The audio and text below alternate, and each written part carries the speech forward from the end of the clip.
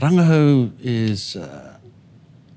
is inherent in my life, as I think it is in everyone's life, whether they realize it or not.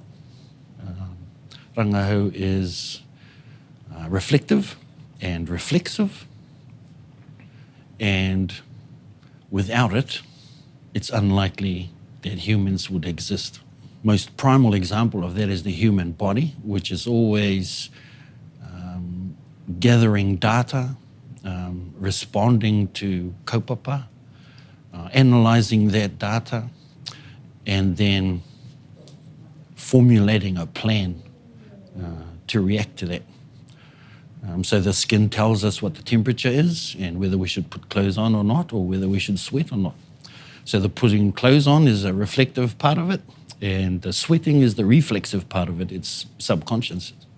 We're not usually aware that it's taking place. So that tells us that Rangahau connects all the different parts of our environment with the individuals. And in my mahi, I use that idea to make sure if I make a change in one place, however small, I'm aware of the connotations and implications of that change that ripple throughout the institution. So Rangahau tells me that connection and whakapapa is important. So before making a change, you should look at the whakapapa of that situation